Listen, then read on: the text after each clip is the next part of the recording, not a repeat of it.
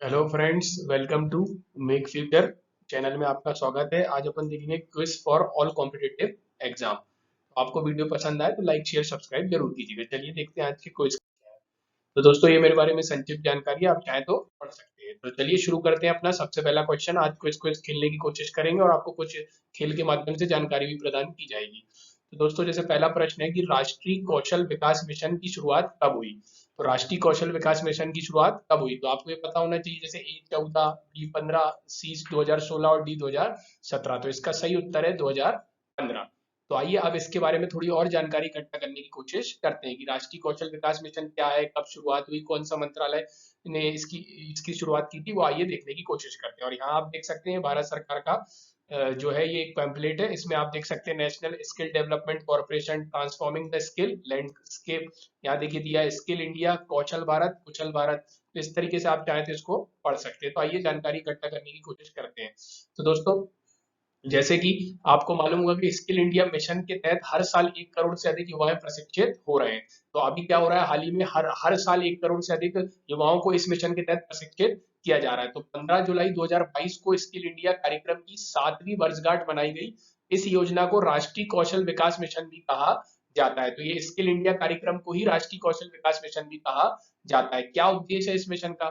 भारतीय युवाओं को उद्योग से संबंधित कौशल प्रशिक्षण प्राप्त करने में सक्षम बनाना, ताकि वे बेहतर आजीविका हासिल कर सके। तो दोस्तों, आपको मालूम है कि प्रशिक्षण स्किल क्यों दी जाती है? कोई भी काम में स्किल इसलिए दी जाती है ताकि वो अपनी क्या करे, रोजगार चला सके, उसको आजीविका मिल सके, ताकि क्या हो, वो उत्पादक कार्यों में अपने जीवन को व्यतीत करे, जिससे देश का जीडीपी आगे बढ़ेगा और जिससे देश का विकास आगे बढ़ेगा। और उस जिस आदमी की जॉब लगी है, जिसको रोजगार मिला है, उसके जीवन स्तर में भी उत्थान होगा। दोस्तों, चलिए अगले पॉइंट को देखते हैं।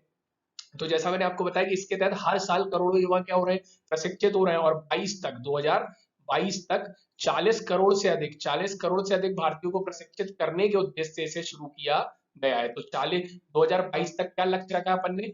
40 करोड़, कितना? 40 करोड़ युवाओं को प्रशिक्षित करने का लगा। उससे अधिक युवाओं को, भारतीयों को प्रशिक्षित करने के उद्देश्य से शुरू किया गया है। और इसमें क्या है, अन्य मिशन भी है, जैसे राष्ट्रीय कौशल विकास मिशन, कौशल विकास और उद्यमिता के लिए राष्ट्रीय नीति 2015, प्रधानमंत्री कौशल विकास योजना, कौशल ऋण योजना आदि को भी इसके अंतर्गत क्या किया गया है, विभिन्न पहलों को इसके अंतर्गत सम्मिलित किया गया है।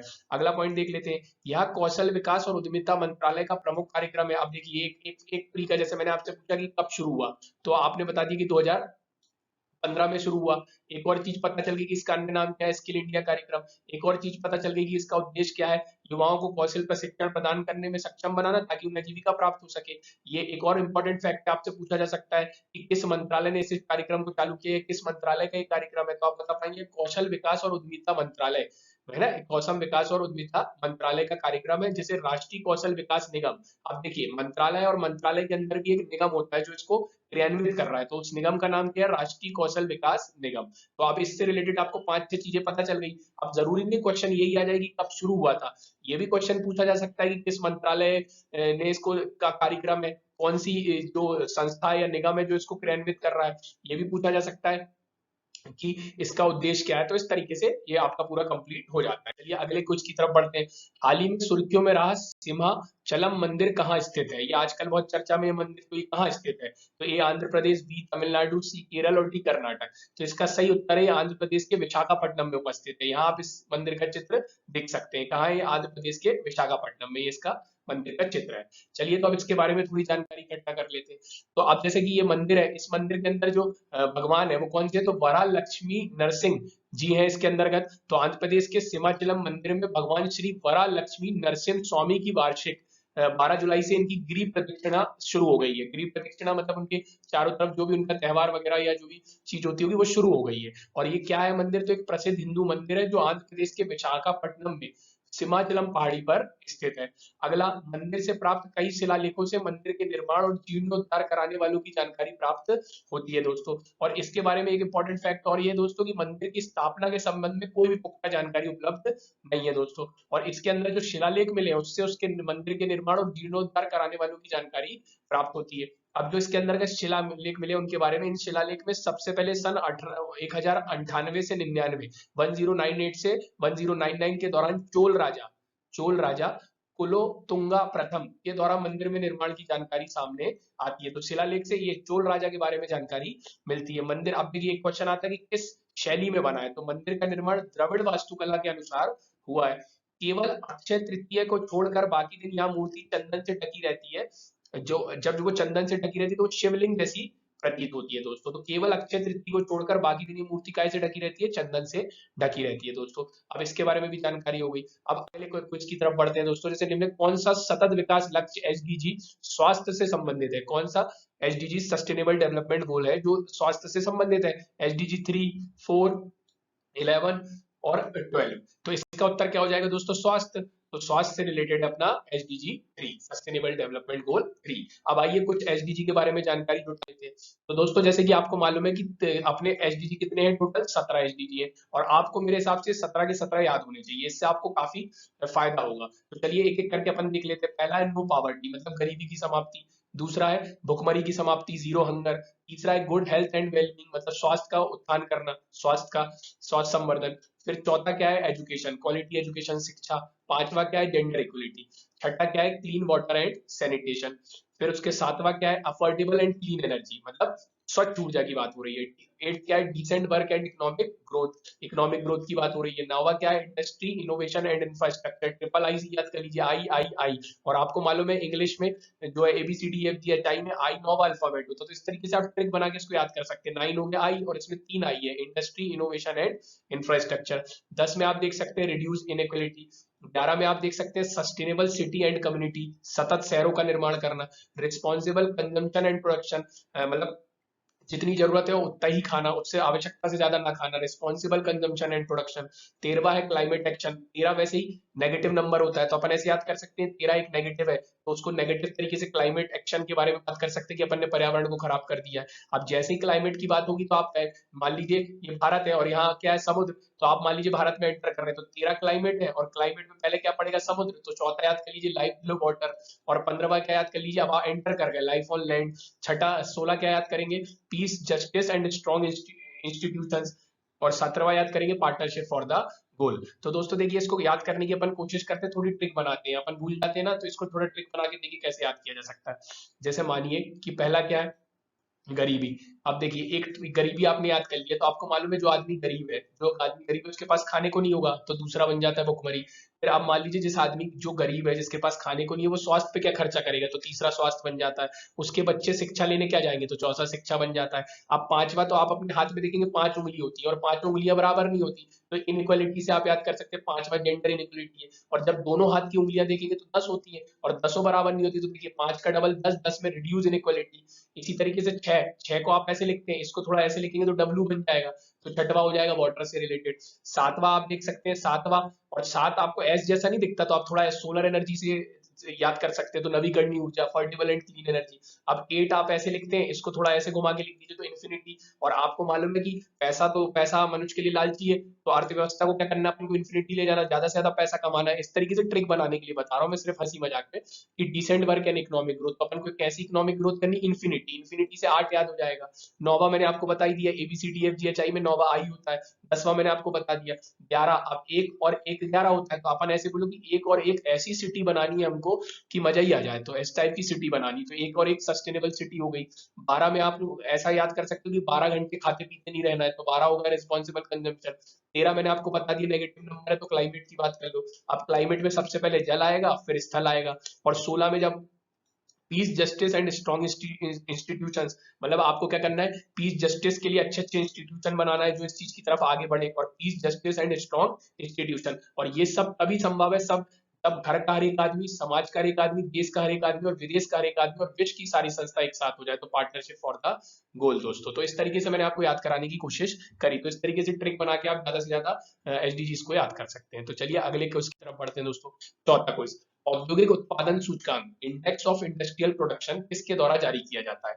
ए वित्त मंत्रालय, बी श्रम मंत्रालय, सी सांख्यिकी और कार्यक्रम कार्यान्वयन मंत्रालय, डी कृषि और किसान कल्याण मंत्रालय। तो दोस्तों इसका सही उत्तर है सांख्यिकी और कार्यक्रम कार्यान्वयन मंत्रालय। तो आइए इसके बारे में जानकारी जुटा लेते हैं। तो अब आइए इसके बारे में जानकारी उठा लेते हैं। हाल ही में क्या हुआ है? जारी आंकड़ों के मुताबिक देश का औद्योगिक उत्पादन सूचकांक इस साल मई में 19.6% पर पहुंच गया है, जबकि अप्रैल में यह 7.1% था।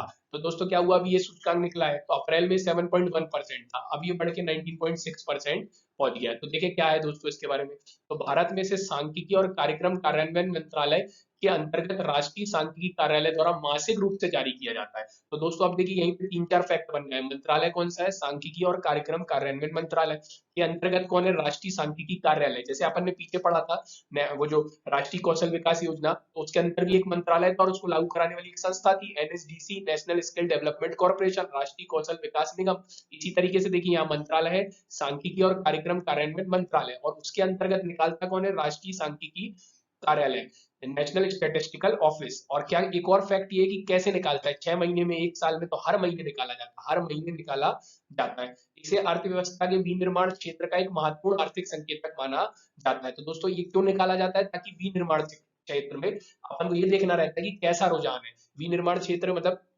मैन्युफैक्चरिंग सेक्टर में इस समय आर्थिक गतिविधियां कैसी चल रही हैं, उद्योग कैसे चल रहे हैं, तो उनका ये आर्थिक संकेतक है। और बता दें कि आईआईपी सूचकांक अर्थव्यवस्था में विभिन्न क्षेत्र जैसे खनिज खनन, बिजली, विनिर्माण आदि के विकास की वृद्धि का ब्यौरा उपलब्ध कराता है। और इसके अंतर्गत किसी खास अवधि के दौरान, जैसे किसी महीने, 6 माही अथवा वार्षिक तौर पर औद्योगिक उत्पादन और क्षेत्र विशेष के प्रदर्शन को मापा जाता है। मैंने आपको जैसे बता दिया कि एक उद्योग ने कितना उत्पादन किया है, तो इस तरीके की चीजें इसमें मापी जाती है जो कि आर्थिक संकेतक होती है।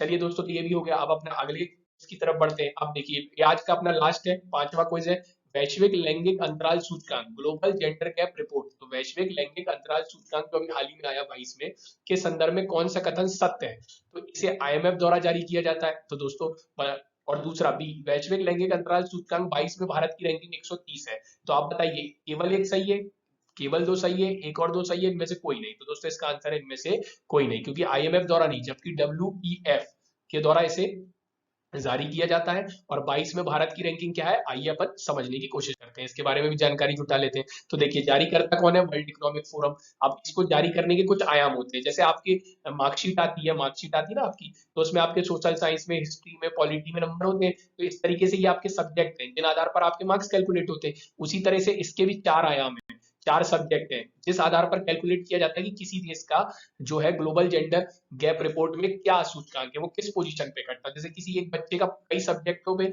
मार्क्स निकाल के, एवरेज निकाल के तय किया जाता है वो क्लास में कौन से नंबर पे आया। ऐसे ही कई देशों का इन 4 आयामों पर निकाला जाता है और उसके बाद डिसाइड किया जाता है कि उसकी रैंक क्या होगी। तो आइए देखिए 4 आयाम कौन कौन से, आर्थिक, भागीदारी और अवसर। इसका ये मतलब है कि जैसे अपने देश की जो महिलाएं हैं उनको अपन कितना, अपने जो उद्योग है या अपनी जो भी मतलब आर्थिक गतिविधि है, चाहे आपकी उत्पादन गतिविधि देख लीजिए, कोई भी गतिविधि जहां से पैसा कमाया जाता है, उनमें अपन उनको कितनी भागीदारी दे रहे हैं या उनके लिए कितने अवसर मुहैया करा रहे हैं। तो एक पैमाना ये हो गया। दूसरा, अपन अपने यहाँ की महिलाओं को पढ़ाई लिखाई करने दे रहे हैं कि नहीं, या उनको शिक्षा का अवसर प्राप्त हो रहा है कि नहीं।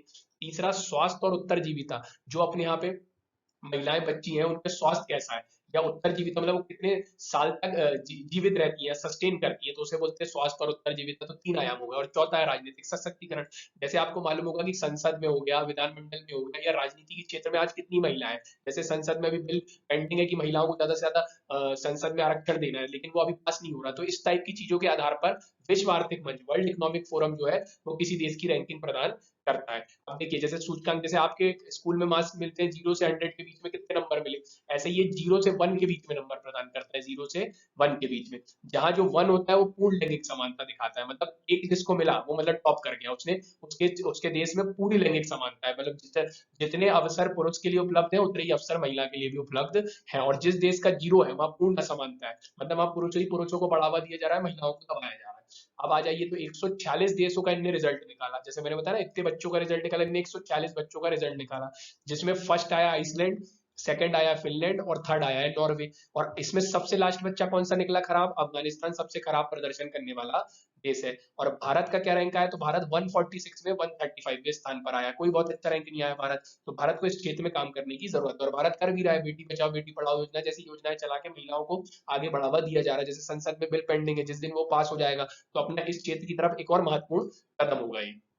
तो भारत की रैंकिंग भी पता चल गई। और आइए कुछ जानकारी और बता देता हूँ कि भारत का जो समग्र स्कोर है वो 0.625 था 21 में। भारत का समग्र स्कोर कितना था, मतलब भारत, जैसे तुम्हारे 60% आए तो भारत के कितना आए थे, 0 से 1 के बीच में 0.625 जो था स्कोर था भारत का, कब, 2021 में। और अब भारत का स्कोर बढ़ के क्या हो गया, 0.62 9। तो देखिए अपना स्कोर अच्छा हो रहा है, लेकिन अभी भी बहुत कम है, इसको और अच्छा करने की जरूरत है। और जो अब ये देख सकते हैं कि अपन ये जो अपना स्कोर बढ़ा है, ये पिछले 16 वर्षों में 7वां उच्चतम स्कोर है, 16 साल में 7वां उच्चतम स्कोर है। और 21 में भारत 156 देशों में 140वें स्थान पर थे। तो अपन पिछले साल 140 थे, अब बढ़कर 135 हो गए हैं दोस्तों। अब आइए कि वर्ल्ड इकोनॉमिक फोरम के बारे में थोड़ी जानकारी इकट्ठी कर लेते हैं। तो वर्ल्ड इकोनॉमिक फोरम क्या है, तो इसका परिचय। वर्ल्ड इकोनॉमिक फोरम एक स्विस गैर लाभकारी संस्था है दोस्तों।